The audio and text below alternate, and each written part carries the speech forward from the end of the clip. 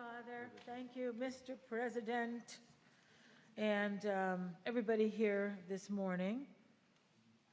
We're actually starting a little early, which is good. We'll try to stay on time with the schedule today.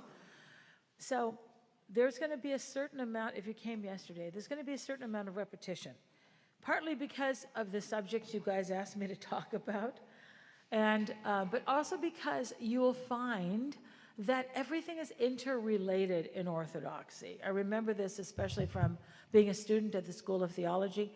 They would say, well, what about this? Oh, you're going to learn this in patristics, and in patristics you learn this in church history, and then you're going to learn this in dogmatics.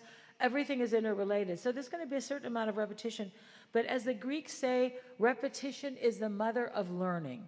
So let us go ahead and say the same things over and over, and then eventually, and there's a good reason for this, I tend to repeat myself in my podcast, and Father Costa is sometimes critical of that, but the fact is, I was thinking about that. There are some other podcasts that I listen to, and they end up saying the same things a lot.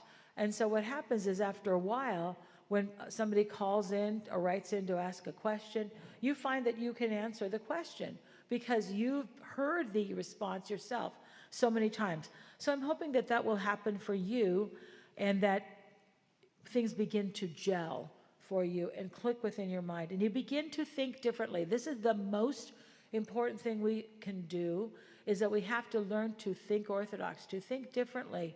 And that doesn't happen overnight. That takes a long time. It takes a lot of repetition. It takes a lot of practice, because the way we have been enculturated to think and to process ideas and the assumptions we have are very deeply ingrained in us.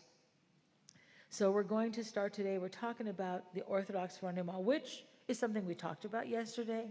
That's why I'm letting you know there's going to be a certain amount of repetition, because we have to realize that our situation here today, I think, is not that much different than the way or the culture of the early church. It's hard for us to put ourselves back into the era of the early church and remember how those first believers had to live, had to change their whole way of life and their whole way of thought. But that was the case for them too. Sometimes I used to think we're just one step above the Roman Empire. If you look at how godless our society is, if you look at the hedonism in our society, the lack of morality, the violence in society, I used to think we're just a little bit better than the Roman Empire. But now I think we're worse. And you know why? Because even though the Romans, it was a very violent culture, by the way. Of course, our violence is virtual. It's television, it's movies, it's not real, but nonetheless, people watch it, right? They're getting the same thrills out of the bloodshed that the Romans did. But what I think makes the Romans superior to us is that they respected their gods. It was not a godless society. They had a lot of reverence for their gods. Their gods weren't holy. Their gods were full of flaws, but they didn't do anything without invoking their gods. We don't do that. So I don't think that we're in a position to feel superior to the people of ancient Rome. But that's the culture in which the church began, very similar to what we have today. So just imagine that you were living back then. You live in the South, and your life is ordinary by most standards, but you're happy, you're content. You don't feel like there's anything missing from your life. There's nothing unusual about it. You have your work, your family, your friends. Life is good. But everything changes for you one day when you are walking home from an errand in a nearby town. You're coming home and you meet a strange little man. He's short and bald. His skin is weathered from exposure to the elements. His hands are rough from years of manual labor. There's nothing apparently, by all outward appearances, important about him. There's no sense of refinement or education, but you strike up a conversation. And there's something so powerful about him. And he begins to tell you extraordinary things about Jesus Christos, Jesus, the Christ. He exudes some kind of indefinable grace and power. And if what he says is true, this is something you just have to know about. This is something that draws you in so deeply. The companion, the traveling companion of this strange little man, calls him Saul, but he introduces himself to you as Pavlos from Tarsus. And by the time you get to your common destination in the south, to Corinth, you're completely changed. And in the depth of your being, you can't explain it, but you know that what he says is true. And you join this tiny little group of people that calls itself ecclesia, a church, and you form this tight-knit community. The people in the marketplace, the philosophers and the teachers, they all laugh at Paul.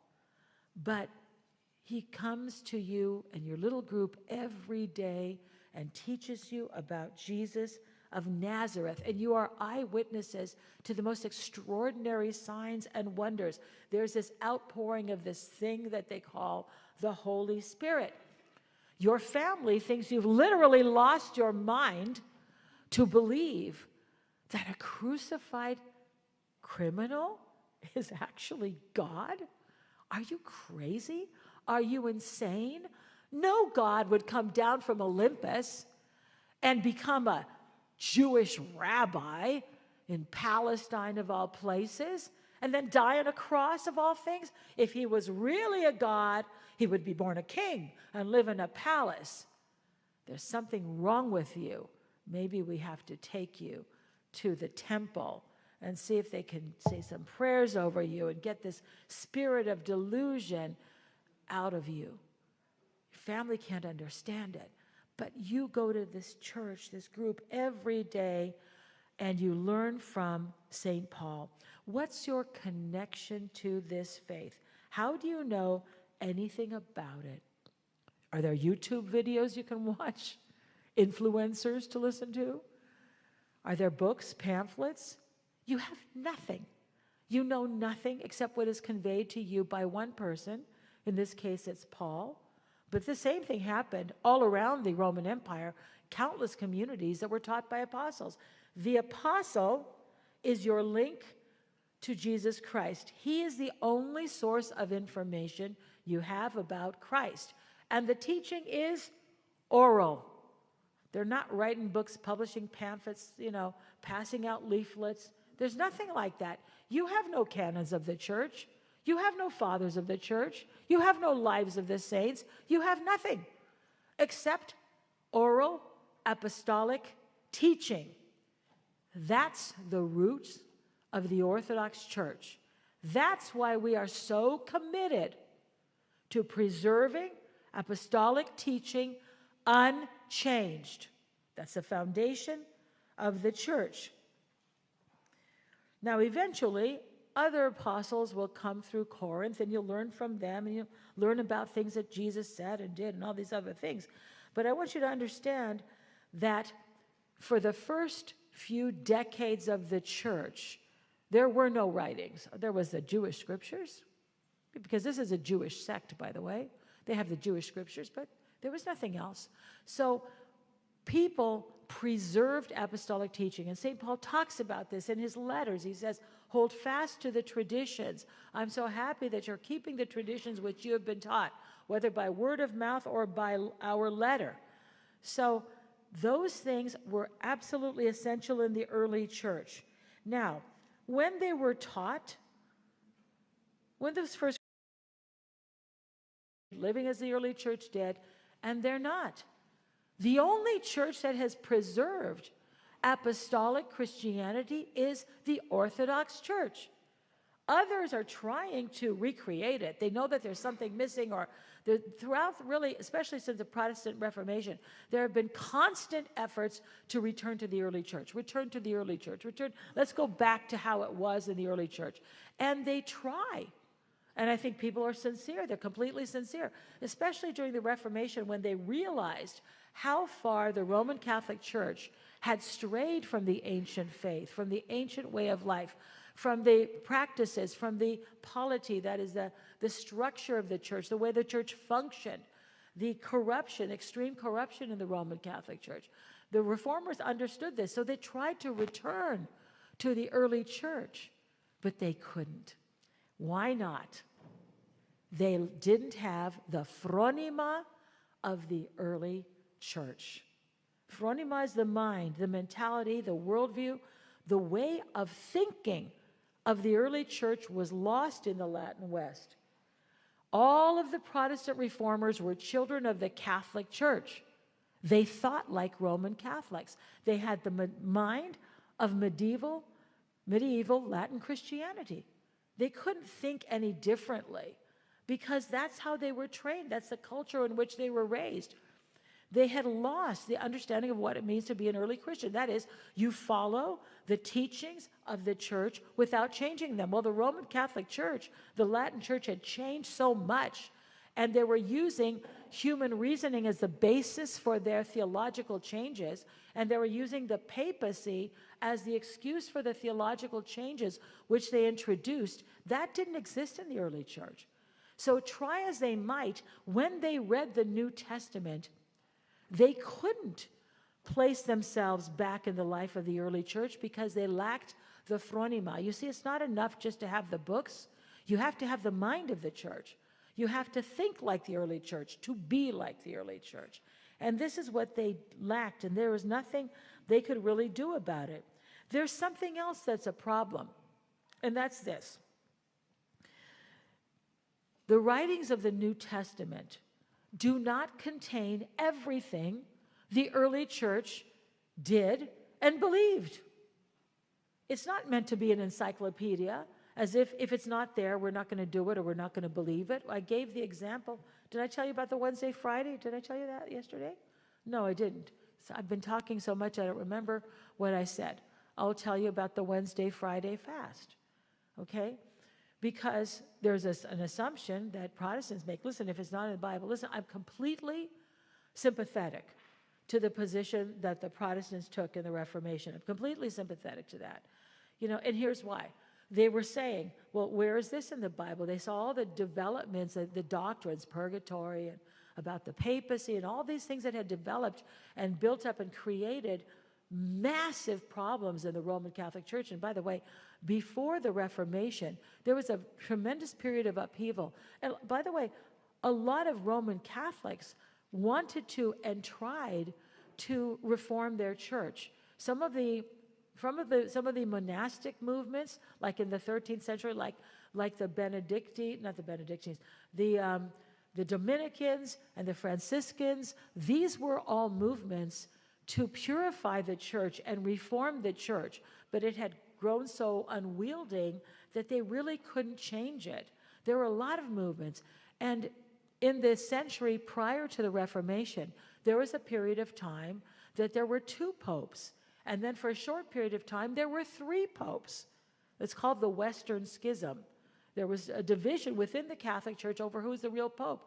And for a while, the papacy left Rome and they moved to Avignon, France, because they had a series of French popes, and they didn't want to live in Rome, okay? They wanted to live in the heart of Europe. And there was a lot of upheaval. People knew that something was wrong, but it had become such a big problem, nobody knew how to stop it or what to do about it. It's kind of like a pressure cooker. It gets bigger and bigger and bigger. Finally, it blows. So it's not like Martin Luther was the only one who realized that something had to change. But it's so unfortunate what happened, because we're living today with the effects of that change, because the Roman Catholic Church had chosen a different theological method. That is, they chose to follow human reasoning in their theology, and they justified all the changes they made because it was logical to their minds And if the Pope agreed, or he said that this is the true thing to teach and believe, because they had started with this foundation that the Pope is the successor of St. Peter, they didn't have the term infallibility, but they believed that he was chosen by God to lead the church. Whatever he said was right. Everybody went along. And after a while, they didn't know anything different. They had been separated from the East linguistically, culturally, for other reasons, because of the invasion of the Muslims, first of the Persians and then of the Arabs. There were a lot of reasons why those two sides of the church weren't really communicating with each other. So these things happen. And you have to understand that what the apostles taught were not just facts about Christ, but a whole way of life. And for example, I started to tell you about fasting. So, in the early church, we know that from the first century, they practiced the Wednesday and Friday fast. How do we know that? By the way, we've been doing that all along. We're still doing that. Now, how can you say that, well, this is something that was invented? This is a tradition of men, right? This is what Protestants usually say. Well, there was a famous document, a famous book in the early church called in English they call it the Didache, D-I-D-A-C-H-E. In Greek it's Didache, Didache ton Apostolon, which means teaching of the 12 apostles, teachings of the apostles. It was kind of a compilation of apostolic teaching. It's an anonymous document. We know that book existed because it's referenced by other authors. You see, we don't just have the New Testament. In the 2nd century, we have other writings, letters and treatises and sermons and things like this. The 3rd century, there's more writings, and these people write about other books and other figures. So we know what existed. This book existed from the 1st century. It's the oldest Christian document that was not included in the New Testament. The Didache, they say in English, Didache. All right. There in the Didache, it says Christians are to fast on Wednesdays and Fridays, and they tell us exactly why. Because on Wednesday the Lord was betrayed, and on Friday he was crucified. That document says it. Now, that document, as well known as it was not copied, and eventually it disappeared. Nobody had a copy of it. Nobody knew what it said, but we knew that it existed. How do these things disappear? Well, there were invasions and wars, and libraries were burnt for whatever reason. Even though it was popular, it was superseded. Of course, they had the New Testament, so they didn't feel like they missed anything. One manuscript copy, a manuscript's handmade copy of a book, was discovered in the late 1800s. And that was a big discovery. Oh, here's this book that we know existed. We never had a copy of it. And it was discovered. And what did it say? Oh, it says you're supposed to fast on Wednesdays and Fridays, and you're supposed to fast before somebody's baptized. It gave kind of the ancient rules for baptism and things like this. Now, that proved, I just want you to think about this. The Orthodox Church had been fasting since the 1st century, even though we didn't have a book that told us we had to do that. Can you imagine that? My point is that we preserve that practice. It's not a huge practice. It's not like preserving the teaching that Jesus Christ is the Son of God. It's not huge. It's part of daily life. It's part of Orthodox spirituality and life. But we did that. And so people could say, where is it in the Bible that we're supposed to do this? Well, it's not in the Bible, but it was part of the practice of the early church. Everything the early church said and did was not written down. As a matter of fact, most of it was not written down. And yet it was preserved in the practice of the church. So the idea that you have to limit yourself to simply what's in the Bible is a big problem. And there's another reason why that's a very big problem. How is it that we learn about what it is to be a Christian in the early church? You can't limit it to what's just in the Bible. Think about the epistles of Paul. Let's take 1 Corinthians, since we're talking about Corinth. Why does he write 1 Corinthians? Because they're having problems. And so he's addressing these problems, and there were a lot of them. in practically every case, he always has a reason why he's writing a letter. Paul already catechized them. In every case, the letters are not the catechism. Are you following me? The letters are the, oh, you guys are off track, and I'm going to fill it in and help you get back on track. If we rely only on the New Testament for what we believe and how we live, we're going to be missing a lot of it. Does that make sense? Do you understand that? The Gospels are not catechism. The epistles of Paul are not catechism. They don't contain everything there is to know because they taught that orally. And the epistles are just there. We have them, thank God. They're beautiful reminders, and we learn a lot about the early church from that. But that's not what people were taught. Otherwise, why would he write it? You see what I'm saying? So, the same thing, I'll give you another example, which is something very puzzling, and I think it's quite interesting. One of the things that we talk about a lot in the Orthodox faith is Jesus' descent to Hades. He descended to Hades, liberated the dead. He conquered death. Don't ever say hell, although they say the harrowing of hell. Jesus didn't go to hell. He went to Hades, the place of the dead. Hell is the place of eternal torment. So he went to Hades. Now, this descent into Hades is hinted at by St. Paul, who will descend with the one who ascended, and this kind of a thing. And also in Peter's epistle, he refers to Christ's descent. It's probably the clearest allusion to Christ's descent. Other Christians have no idea what to do with that. Roman Catholics believe it. It's part of when they say the Apostles' Creed, they reference this, but they don't really know what happened there, whom Christ liberated. Protestants are divided as to whether Jesus ever descended to Hades. It's not clear. But as I look at that passage in 1 Peter, I think to myself, the reason why they don't understand this is because they didn't have the context.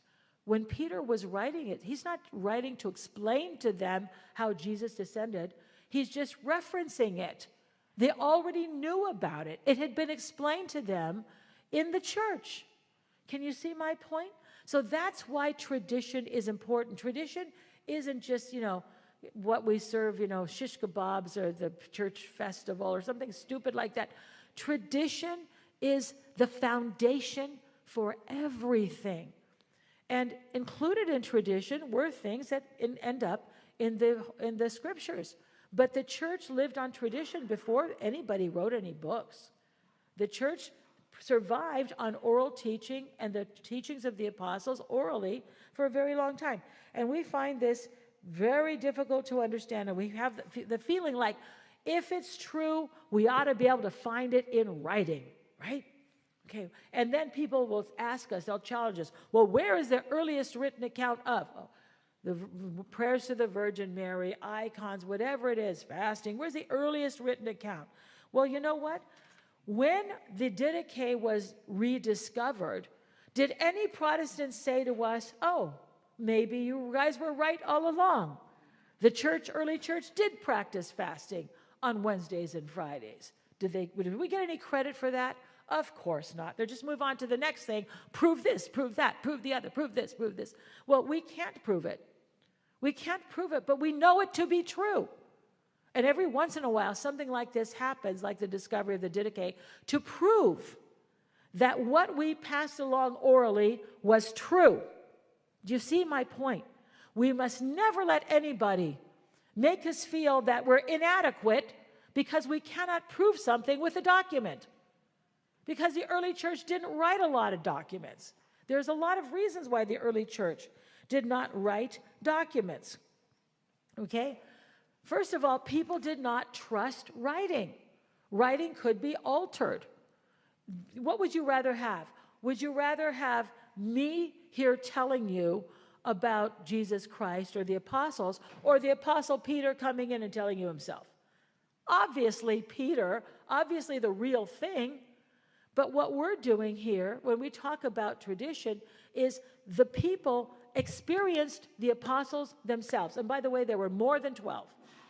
An apostle was anyone who was an eyewitness of the resurrection of Christ, a follower of Jesus Christ and an eyewitness to his resurrection. There were hundreds of apostles.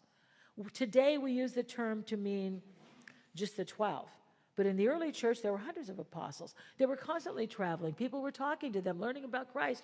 So they trusted what they learned from the mouth of an apostle, somebody who actually knew Jesus Christ, who was his earthly follower, had seen him alive again after the resurrection. There were hundreds of these people, and they went all over the world, and they were preaching. So people were confident in what they learned from them, not what was in writing.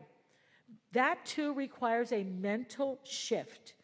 So many things in the New Testament, there's a kind of a foundation of knowledge that the people had when those books of the New Testament were written that we don't have unless you're in the Orthodox Church. Because there's a foundation of information or kind of a lifestyle. There's a Phronema, there's an understanding of what it means that you can't find anywhere. So remember when Paul was writing his epistles or the gospel evangelists were writing, they didn't think that they're writing for you in Australia in the 21st century. They were writing for that community, and those people knew all the backstory. When the gospel writers talk about Jesus Christ, there's a lot of information that was passed on orally that was known within the community and that we don't know today, because everything, the whole story was given orally in the church. So this is why we have to remember that we need to have the approach, the Phronema, the mindset of the early church. There was a mental shift that was required, that was instilled by the apostles into those first believers. And that includes things like not being ashamed or feeling inadequate because you can't prove something in writing. Don't let anybody make you, and just why don't you educate them? Why don't you ask them to prove that wasn't a practice in the early church? Because most things were not written down, and there were a lot of reasons for that. First of all, the faith was a secret. The faith was a secret, and the faith was a divine mystery. They didn't do what we do and just, say everything there is to know on the internet. This was considered holy. They didn't, when the Lord says, don't cast your pearls before swine, not that people were swine, but the idea is that you don't say sacred things to people who don't appreciate them, and instead they mock them. So even St. Basil says this, and I just want you to think about this. St. Basil is writing in the middle of the 4th century. It's a very famous treatise called On the Holy Spirit. He talks about the use of oral tradition in the church. And he says that we don't write down the most sacred things of the church, like the prayers that the priest says over the baptismal water before someone is immersed, the prayers that the priest says over the bread and wine for it to become the body and blood of Christ. Basil says this around like the year, he died in 370, like year 360, 365. Christianity was legal, right? He's not afraid of persecution. But what he wants to do is preserve the sacredness of the rite. So those things were passed along orally because they were sacred. And so there's a couple reasons. So first, they didn't trust writing. Secondly, things were sacred, and they weren't to be shared just with the masses of people. We see the same thing. Cyril of Jerusalem is giving instruction to people who are about to be baptized. And now that they're very, very close to baptism, he began to instruct them in the creed. You can find all this, and you can read it yourself. Cyril of Jerusalem, he's writing in the middle of the 4th century, similar to Basil. And now that they're about to be baptized, they've gone through this process of catechism, they're meeting, and he's explaining every single line of the creed. And guess what? They were not allowed to write it down. He said every day they came, he taught them a new line, and he explained it. And he said, now, you have to remember this creed. You have to, this is the Nicene Creed, because this is like, again, 360 or something like that. you have to practice reciting it to each other so that you keep each other reciting it accurately. That's how people preserve the oral teaching. They practiced explaining it to each other. So the other person said, no, that's not right. This is how we say it. This is what happened. There were kind of safeguards. When Jesus did something or said something, he didn't say it to one person. There were always lots of people who were witnesses. So if somebody got it wrong, there was another person there to correct them. So Cyril says, practice saying the creed to yourself. Every time you learn a new line, practice saying it to each other. Practice reciting it. You have to commit it to memory. And he says, make sure no one overhears you, even a catechumen. All right? That's how the church functioned. Even after the faith was legalized. The faith was precious. They preserved it. They protected it. So I want to tell you a little story. So there's another reason why everything is not written down. And I'll use this to illustrate the story. Because you don't write down something that's obvious, that everyone knows. Okay? For example, Paul's not going to say to those first Christians, be sure to fast on Wednesdays and Fridays. They already knew that. Everybody was doing that. They were already practicing this. And by the way, one reason why they were doing that is because the Jews fasted on Mondays and Thursdays. So the Christians, remember, all the first believers were Jews, but they changed their fast from Mondays and Thursdays to Wednesdays and Fridays in honor of the Lord. So it's not like one day somebody woke up and said, why don't we start fasting on Wednesdays and Fridays, just for the heck of it? That was something that's apostolic. And it was a deliberate continuation of the Jewish practice of fasting, but they changed the days to honor the Lord. Can you see that? So when something is obvious and everybody knows it, nobody bothers to write it down. That's why most of what was taught in the early church was never written down. You have to trust me on that. I'll give you an example. Father Costa and I went to this conference with a Greek teacher in one of our parishes. She was a lovely lady. She had recently come from Greece, and she was accompanying us in the car. So we're coming back from some distance, and we stopped at McDonald's for a hamburger. Now, this lady had never been to McDonald's. She was from Greece. She knew about McDonald's. She had been here in America for a few years. She had been there in America for a few years. And she knew about McDonald's. She'd driven past them lots of times. She saw the commercials. She knew about it. She knew that they had hamburgers, but she'd never been there. So Father Costa buys the hamburgers, puts them in front of us, says the prayer, and the two of us start to unwrap the hamburger. And she just looks at it. And then she kind of gingerly unwraps it. I'll never forget this. She gingerly unwraps it, and she lifts up the bun to look inside. Okay? This was a new experience. Do they have hamburgers? They have McDonald's in Greece, like the airport or someplace.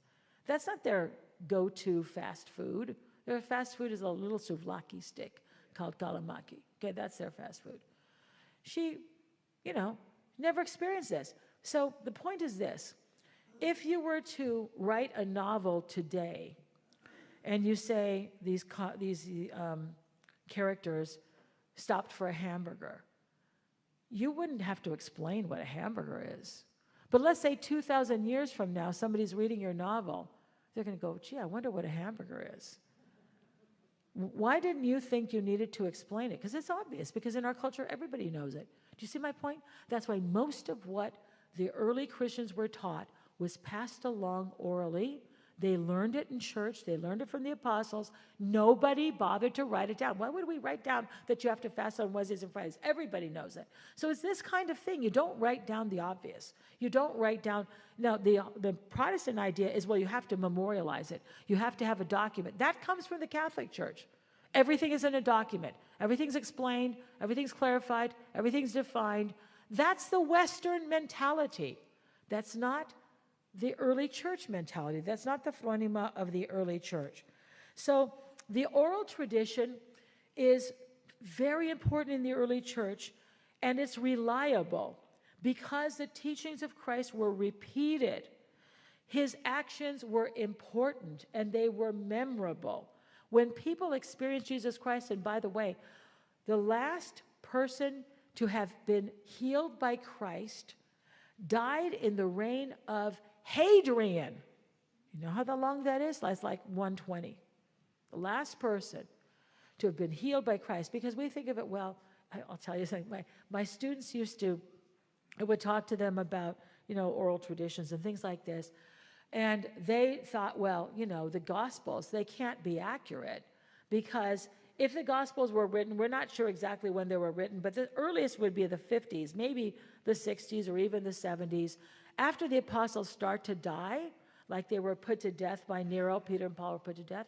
So when the 60s roll around, they say, you know what, maybe we need to write this down because the eyewitnesses are dying. So the 60s, 70s, 80s even, maybe the Gospels were written. And people say, well, there's no way there's anybody still alive who's an eyewitness because the Gospels are eyewitness accounts. And that's because the average lifespan was 40 years. So my college students, university students, believe that when you turn 40, you just drop dead. So there's nobody alive to remember. But there were still, even in the 50s, 60s, 70s, 80s, people who remembered Jesus Christ, who had interacted with Christ. Luke tells us that at the beginning of his gospel. He says, I've gone back and I've checked with all the eyewitnesses, and everything I'm telling you, Theophilus, has been verified. So people lived to long. Women died young in childbirth. Children and infants died young. But if you live to adulthood, especially as a woman, if you pass childbearing age, people live to be 60s, 70s, 80s, 90s. We have martyrs, like Polycarp, who was martyred at age 86, the bishop of Smyrna. So there were plenty of eyewitnesses, even to the end of the first century and even into the early second century. If somebody was a child when they were healed by Jesus Christ, let's say the year 33, they could certainly still be alive in the reign of Hadrian, okay? So we have to remember that these things don't just stop abruptly, that everybody died and there was nobody alive to remember these things or to pass on the oral teachings of the apostles. The church relied on oral teaching, which we call tradition. But for us, remember, tradition is something that doesn't change. For Roman Catholics, tradition is something that can change with the Pope and their bishops that they call the magisterium. So when Roman Catholics say, we believe in tradition, we have tradition, they don't mean the same thing as us. So if your Protestant friends are talking to you and they hear the word tradition, then they recoil against it in horror because they're thinking Catholic. You have to explain to them that when we mean tradition, we mean something that hasn't changed. And the Roman Catholic Church uses the word tradition to justify changes according to what the Pope thinks is right. And I'm not here to quarrel with Roman Catholics about I understand why they believe in the papacy. That's their belief. It's developed. I understand it. They have the right to that belief. We don't agree with that. So that's why our holy tradition is so important, my dear friends. So, leap on.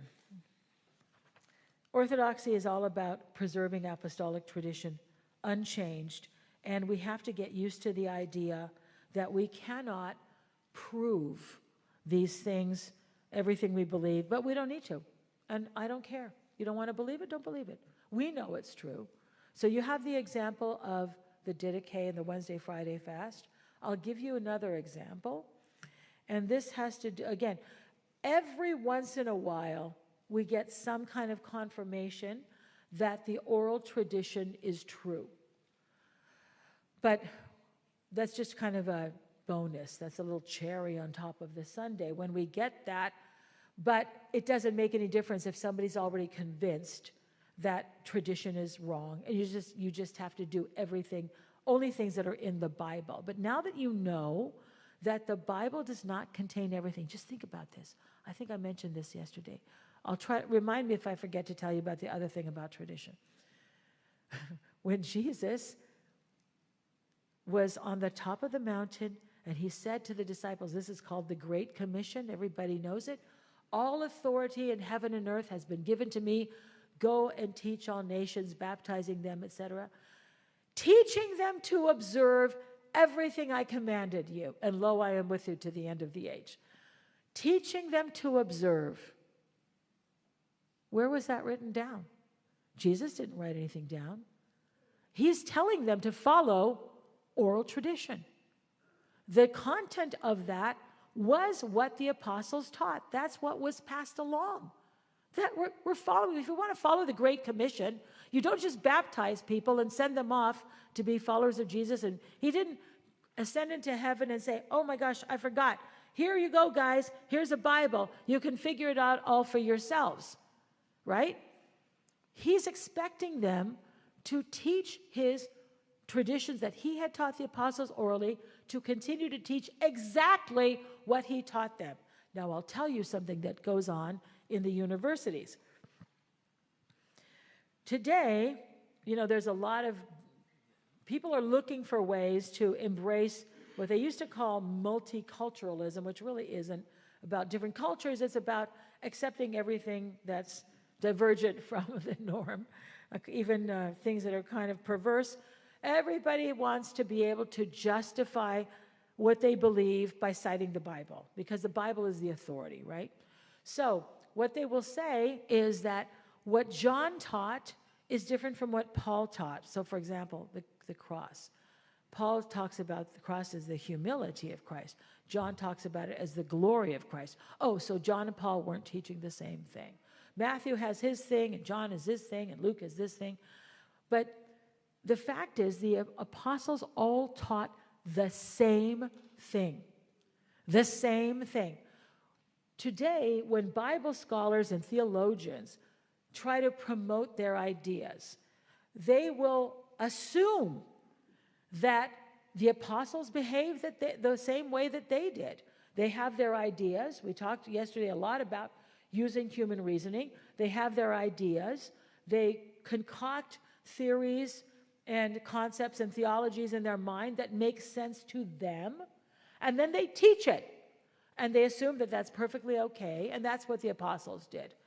Are you kidding me? Do you really think that the apostles taught their own ideas? That they deviated from what Jesus Christ taught? Absolutely not. Christ was the one who chose the apostles. Don't you think that he would know whether or not he could entrust the church to these people? Of course he did. And don't you think that the apostles would be faithful to what Christ taught? Or would they really make up their own doctrines? Do you really think that James and John would say, well, we know what Jesus said, but really we have our own ideas. This is what we're going to teach you. We're going to update it for your modern times. We're going to tell you, by the way, we know we're not supposed to have idolatry, but we want to be inclusive. We want everyone to feel welcome. So let's just bring some idols and put them in the front here. So all the idolaters will feel welcome, right? Do you really think that the apostles would ever do such a thing? Absolutely not. Absolutely not. These were the people who saw everything. Think of the wonders they saw. Think of the experience of meeting again the risen Christ. Just imagine that. Are they going to substitute their own opinions for what Christ taught them? Absolutely not. So they received a tradition from the Lord. When we say apostolic tradition, it's the tradition of the Lord. It's not the tradition of men. It's the tradition of the Lord. And they were not going to change it for anything. And they went to their deaths, insisting upon these things. That's what we have. That's what we continue to do, regardless of the fact that we can't prove things, regardless of the fact that our doctrines seem illogical to people. We continue just as they continued, because we're modeling exactly what Christ told them to do, teaching them to observe all that I commanded you. And that is not in the New Testament. Not all of it is in the New Testament. Some of it is there, right, in the Gospels, but a lot of it is not there. Jesus didn't write it down. They didn't rush to write everything down. So, for the reasons I told you, the epistles of Paul are not catechism. He already catechized all of those churches. What they contain are corrections to problems that they were having, or Paul's explanation of his, for example, for Romans, the theology. So I'm going to tell you the other little proof that we have, and then I'm going to begin to let you have, I want to be sure, we started at 9:45. Okay, good. The Church of Cyprus is one of the most ancient churches. By the way, you know, in the book of, it's older than the Church of Greece. In the book of Acts, it says that, you know, Paul's first missionary journey was to go from Antioch to Cyprus and then up to the lower sort of Asia Minor, and then back to Antioch was a very short journey compared to other ones. And in Cyprus, there was a church. Men of Cyprus and Cyrene, that's in North Africa, were already teaching people. They brought the gospel to Cyprus. So it's pretty ancient. Now, the Church of Cyprus is very proud of the fact that St. Lazarus was a bishop on the island of Cyprus. In the Gospels, Gospel of John, it tells us that after Jesus raised Lazarus from the dead, they had this council, and they said, what are we going to do about this guy? He does too many signs. We have to, and then that's when Caiaphas says, you don't understand. He's got to die. He has to die for the nation, right? Now, later at the next meeting, they say, or John tells us, that they had all, not at that meeting, at that place, which is chapter 11, at the end of chapter 11 of John's Gospel, later, John tells us that they had also decided to put Lazarus to death, because after the raising of Lazarus, they all knew that he had been dead for 4 days, because when he died, people came and they took care of the body, and they took him to the tomb, and they put him in there, and they stayed with the sisters all this time. They knew that he was dead. That's why this is such a remarkable sign or miracle. So there was no disputing it. There was no disputing that Jesus raised Lazarus from the dead. So the Jewish leaders were going to kill Lazarus too, because people believed in Christ because of Lazarus. And by the way, that's why, here again, only the Orthodox Church remembers the raising of Lazarus. Nobody else does. Catholic Church doesn't remember the raising of Lazarus. Why do we make such a big deal about the raising of Lazarus? Because the gospel tells us that it is because of the raising of Lazarus that the people came out to meet Jesus on what we call Palm Sunday. That's why they welcomed him in. There's a connection between the raising of Lazarus and the crucifixion of Christ. And so it's very important. But that has been lost. And by the way, in the early church, on what we call the Saturday of Lazarus, they used to go to the tomb of Lazarus. They had a church there. They had a church on the site where Martha had run out to meet Jesus on the road. There was a church there, and people used to go there. And this was something by thousands of people would go on the Saturday. This is described by early pilgrims. This is the early church. We're the only ones that still do this. We're the only ones that still follow this custom. We didn't decide one day, maybe it would be a good idea to have a feast and introduce. We're just doing what the early church developed and had, and we're just living it. So Lazarus had to leave. After the resurrection, Lazarus left, and he went to the island of Cyprus. There's no passport with a stamp. There's no inscription. There's no, graffiti. I was here, Lazarus. There's nothing except oral tradition of the people of Cyprus. And they're very proud of that. So my husband grew up in Cyprus when it was still a British colony. And they used to brag to the British. Lazarus was the Bishop of Cyprus. And the British would say, there is no proof that Lazarus was ever on the island of Cyprus. Why do they say that? Because they're Western Christians. There's got to be proof or you can't say it. And we don't care. Lazarus was on Cyprus, Lazarus on Cyprus, Lazarus on Cyprus. By the way, for all of his work on Cyprus, there's only a couple of stories that were passed along about the life of Lazarus. And I'm making this point for this reason. When it comes to oral traditions, we don't invent things. We preserve them.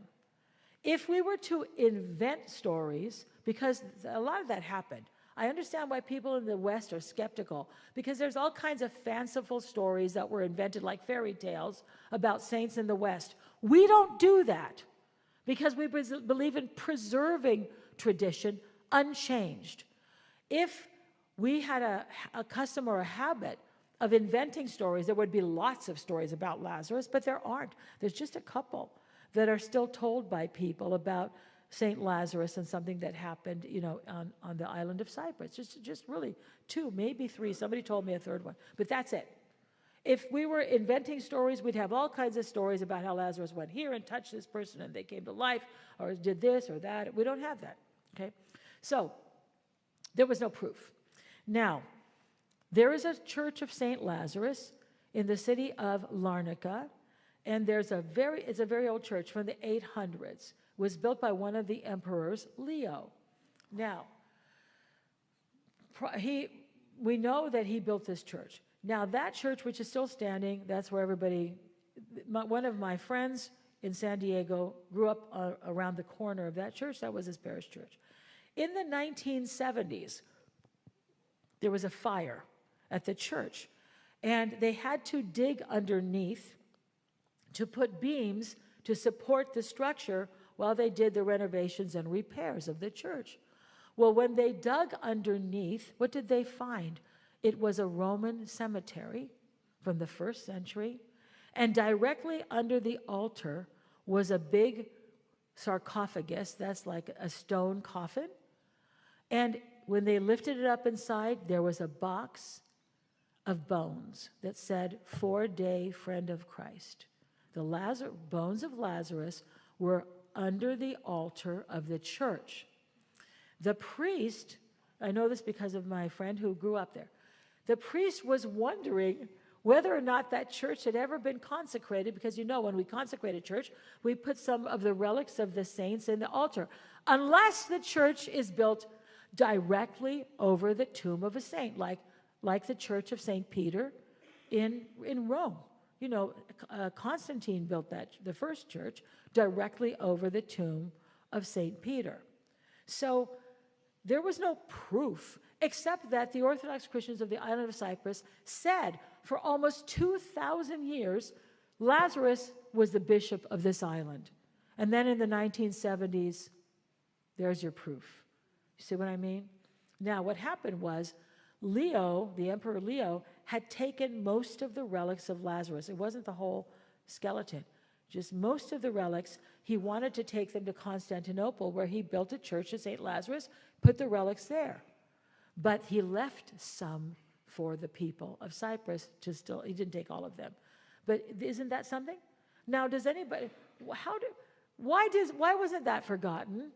It was not forgotten because it was important. You see, we preserve the things that are important. We don't preserve things that are not important. At any rate, I've been talking for a long time. I just want you to understand that everybody else, Catholics aren't trying to return to the early church. They believe they have the early church, believe it or not. I look at them and I think, how can you think you're the early church? God bless them. I taught at Catholic University for 20 years. I have a lot of Catholic colleagues and students I told you a story yesterday about how beautiful they are, how devout they are. I had wonderful Catholic students. I'm not criticizing them, but I don't understand how they can say they're the early church. But that's what they believe. We have preserved the teachings of the early church. In the Protestant world, they're trying to recreate it. They're going to Messianic Jewish congregations. You know what that is? These are Jews who believe in Jesus, and they're creating their own churches. They're called Messianic Jews because they believe in Jesus, but their teachings and their worship is completely Protestant. So people are going to Messianic Jewish congregations because they think they're going to get closer to the early church that way. Or they're creating house churches. They're meeting in their houses because they're reading in the book of Acts that people met in their houses. So they're creating house churches. They're creating other movements like what's called the Hebrew Roots movement. They're trying to incorporate Jewish practices into their churches, into their worship, thinking that they're getting back to the early church. They can never recreate the early church because they don't know all the stuff that isn't in the Bible that has been preserved by the Orthodox Church. And most of that, I can't tell you all the details, but most of it is our Phronema, our mentality, which is that we preserve what we received from the apostles and we don't change it. So other people are trying to recover, but we don't have to recover the past because we never lost it. We don't have to reform our church because we never corrupted it. We don't have to return to something because we never abandoned it. We simply preserved what we received. So at this point, with 10 minutes left before your break, I'll open it up to comments or questions. Yes, over here in the back.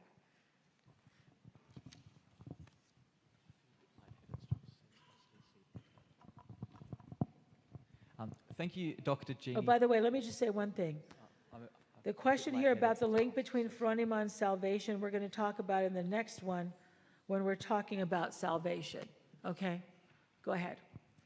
Thank you, Dr. Jeannie, for engaging with my questions yesterday. It was very thought-provoking, your responses. And now I wanted to ask about the early adoption of Christianity. And when it comes to the ideas that were prevalent in the collective consciousness of the Roman Empire at the time, do you think that these primarily functioned as a hindrance and nonetheless Christianity was still adopted? Or do you think that actually it could have been the case that some of the ideas facilitated or rendered the population more receptive to adopting Christianity? Yeah, that's a really good question. Okay. For the most part, I think it was a hindrance because of the concept they had of God or their gods. And that's why St. Paul calls the cross a scandal to the Jews and foolishness to the Gentiles. Just think of how many people St. Paul tried to talk to explain the cross to them, and they just couldn't accept it. It was primarily a hindrance. But nonetheless, it was a help in this way. The culture was very interested in philosophy. And philosophy was all about the pursuit of virtue, primarily. There was other aspects. But there was this belief that you should live a virtuous life. People did admire that, even if they weren't necessarily, especially in the Greek world. Not as much among the Romans, but even the Romans admired philosophy. And what they would see in these Christians is that they were living what they called philosophical lives. Christians, even though they weren't educated, were living lives of virtue, and people admired that. Even if they thought they were a little crazy for their religious beliefs, they admired that. Chrysostom talks about that. He talks about Christianity as the true philosophy, right? The true philosophy is living a certain manner. And he said, what our elderly widows know and do, even the wisest philosophers, they don't know it. They can't practice it. So there was something that was in the culture that made it appealing to people, but it wasn't easy, not at all. Wait a minute, I want to add one thing. When St. Paul talks about that, his point is that that's why we need faith. We can never prove who Christ is or that he's God, because when Paul talks about wisdom and foolishness, he goes on to talk about faith. It is through faith that we are saved. And so, in order to believe in Jesus Christ, you had to set aside that human wisdom that you were so dependent upon. You had to just accept what is utterly ridiculous. Do you see what I mean? So there you go. Go ahead. Yeah, thanks again as well. Just with respect to the question about relics, so again, coming from a Protestant perspective. It's creepy. Well, I get it. Well, there are plenty of examples. So in the ancient Near East, in the Second Temple period, we see even in the pages of Scripture, the preservations of bones. We have the bones of Joseph, and then of course there's the debate tomb of about David Moses' body. David's tomb is there. The Jews go there today. Yep. So we understand let's say from my ignorant perspective, there is an importance about bones or the body. But can you talk about why that exists and also why it persists and how that exists in the Orthodox perspective with respect to relics? Yes, it's pretty simple. First of all, we do have that tradition from the Jews of preserving the body, of reverencing the body, of respecting it and burying the body rather than burning it. And in the case of Eliseus, not Elijah, but his disciple, Elisha, in English is Elisha, he died and was buried, and there's a story in the scriptures about how somebody who was ill fell into the grave and touched the bones and was healed. So that's because he was a saint. When we live a sanctified life, it's not just the soul that's sanctified, but the body. That's why the saints are able to do miracles. It's not their own power, it's the power of Jesus Christ, but it's because they have become sanctified. So that's why we keep the relics of the saints, and it's a little bit weird to people, even, believe me, for some of the Orthodox, it seems a little bit weird, but we recognize that this person acquired a level of holiness that we're not just talking about it, she's like a really good person or really saintly, so that when people interact with those relics, very often they are actually healed. And because we have this long tradition of experience with those relics, of people receiving healings, where there's so many stories we can't even count. That's why we reverence them and respect them. That person is alive in Christ. And what we have are their human remains, but those remains are holy also, and sometimes they work miracles. So I don't know if that answers your question. That's how they function. We respect the whole person, and sometimes because we know from experience, this is just almost now that in a couple of years, we'll be celebrating the 2000th anniversary of the church. We're talking about 2,000 years of experience, and that's what we're going on, yeah. Dr. Jeannie, yesterday you spoke a lot about the Septuagint for the Old Testament that the Orthodox Church uses. Do you have a recommendation for an English translation of the New Testament? I've heard it's difficult with a lot of words, like you were saying yesterday, don't really translate to English, but what would you recommend? I know people want some definitive answer about this. The Bible to read is the Bible that you will read. It is sometimes difficult for people to understand their Bible. And I know this, I was a teenager, I was reading Good News for Modern Man, which isn't even a translation, it's a paraphrase, it's terrible. But that's what I read, because it was simple and I could understand it. Now, as I got older, and I left that behind and have these other translations that are more accurate. If it's so, first of all, I would not recommend the King James Version. That's the one with the these and the thous. King James, also called the Authorized Version. Very few of us can understand that writing, so that's very difficult. The most accurate are like the Revised Standard Version. Catholics use the New American Bible. That's also a very good one. Protestants prefer the New International Version, but in recent years they came out with a revised New International. New International is not bad. They do add words that aren't in the original Greek for clarification. It's a problem because, whenever you're talking about a translation, it's true that something is always missing in translation. I don't think you should worry about the translation. You should read a Bible that you are comfortable with. I'm concerned about the revised New International Version. What I see happening in the Protestant world is that they're gravitating to more and more contemporary translations, and at a certain point, it stops being the Bible, because it's just somebody like The Message, and there's another one called the Passion Translation. It's basically a novel. They just add all kinds of other stuff. So you want something that's a real translation, not one of these paraphrases. I mean, what they have done with like The Message or the Passion Translation, please don't buy it, it's not, it makes the Good News Version look like, the highest level of scholarship. So what's happened, do you understand when I say contemporary? They try to put it into modern language. When you do that, you, at a certain point, get so far away from the actual Greek that it's not really the Bible anymore. It's somebody's opinion of what the Bible says. So it is good, if you can, to stick with something that is a bit more literal, that's closer to a word-for-word version, and that would be Revised Standard, although it's hard to find. Now it's all the New Revised Standard. New American Bible, that's the Catholic version. Even New International isn't so bad. That's mostly favored by Protestants, and there's some others that are pretty good. The reason why I'm telling you is not to worry about it is this. It is not the translation, it's the Phronema. Here's why. All of the heretics of the early church were reading the Bible in the original Greek, right? And they were still heretics. They didn't get led astray by a translation. If you're reading any translation, there's no perfect translation, but anyone, if you're reading it and you're applying your own human personal reasoning and say, well, it says right here, call no man father, therefore I'm just gonna call him over here, this guy. I'll call him Jeff on Sunday. Hi, Jeff.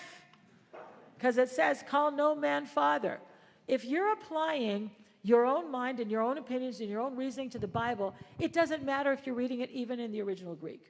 You're going to lead yourself astray. Do you understand what I'm saying? Don't worry about it. Read the Bible. If there's something you don't understand, try to understand it. Think about it. Go to Bible study, ask Father Jeff and others. And then and whatever you do understand, accept it. That's what we can do. So don't worry. Don't be overly concerned. We have the Orthodox Study Bible. It's not perfect, but it's helpful because it does have notes. Some notes that might be helpful to you. But it's not easy. But it's like everything else.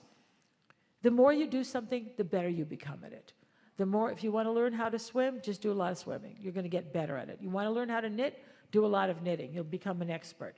The more you do. It's the same thing with the Bible. Hi. Good morning, President. I just wanted to quickly ask, do we know, or is there such a thing, did Jesus leave behind any handwritten anything at all? And Jesus? Yeah. No. Okay, that's it. That's it. That was quick. Thank you. Up here, Father. Up here we've got, up here. I almost called him Father because he's all in black. Good morning, President. Yes, sir. As we all know, Yes. miracles still occur today around the world. Absolutely.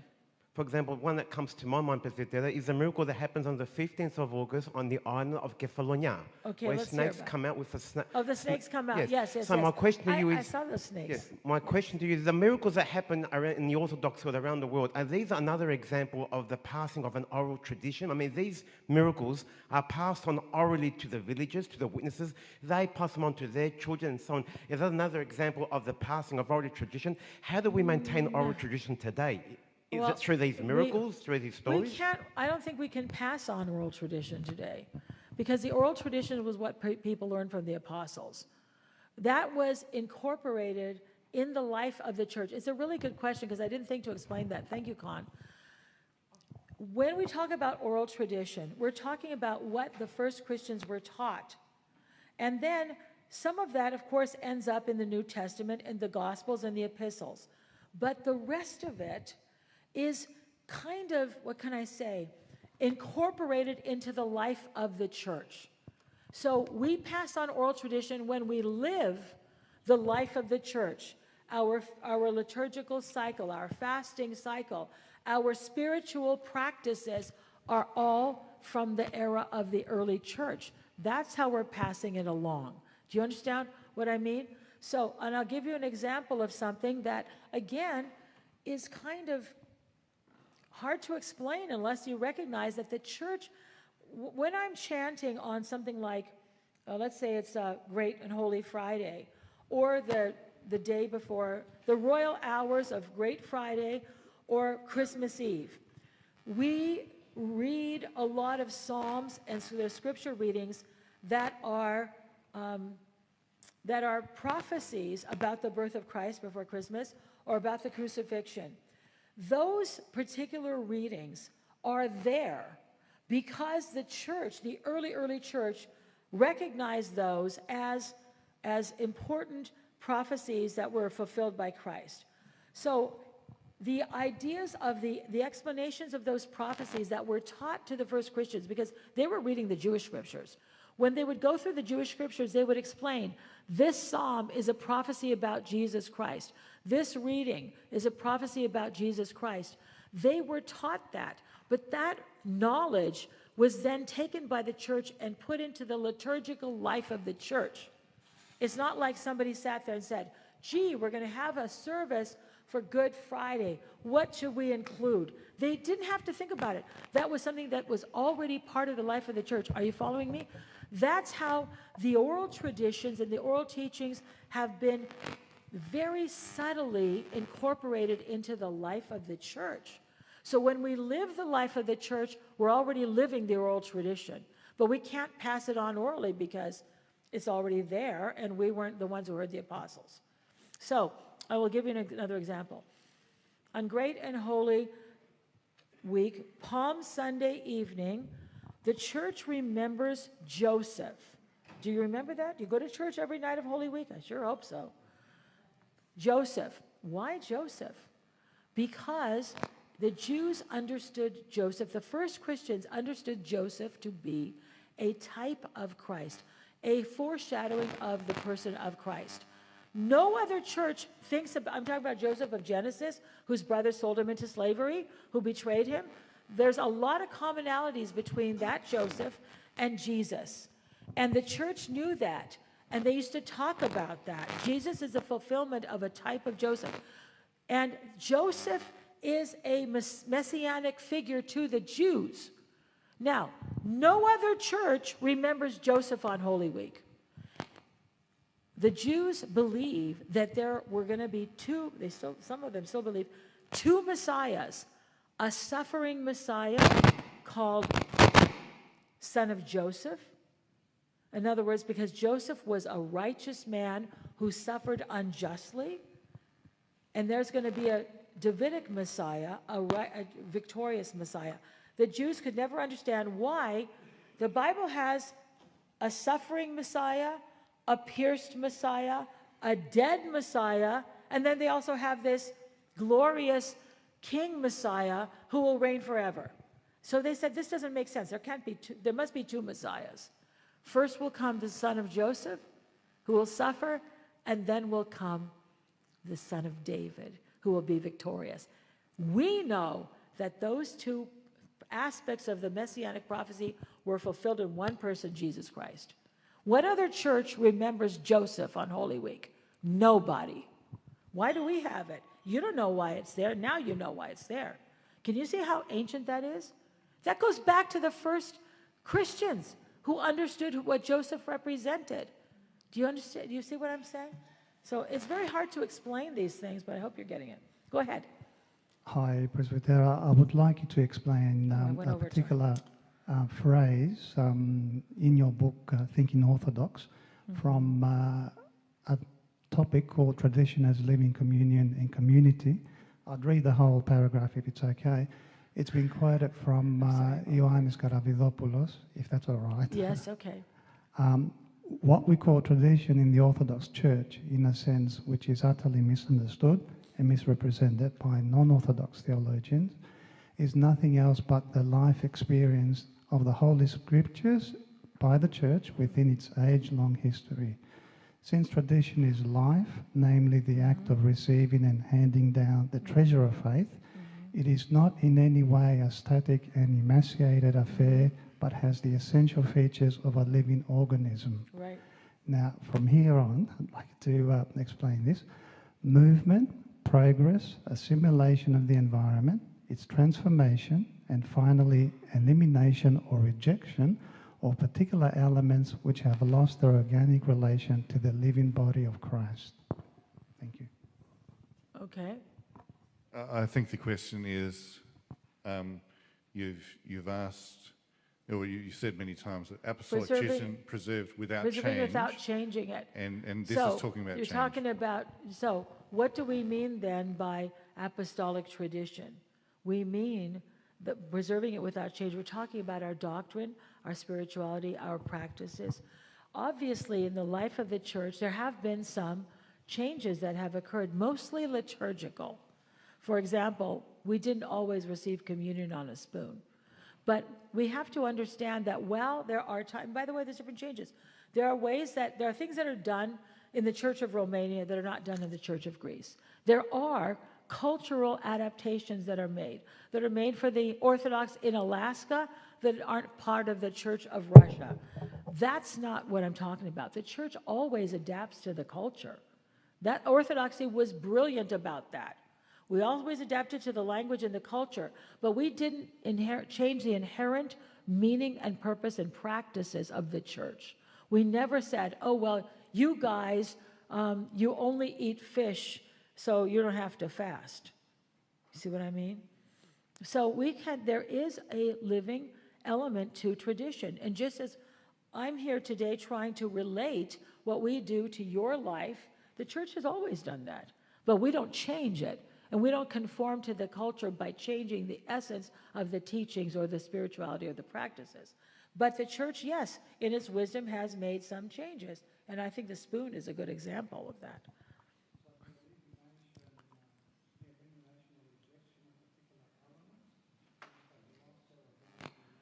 The elimination or rejection of particular elements that have lost their organic. Yes, because there are things, for example, that would be done in the Church of Greece that don't fit in Alaska.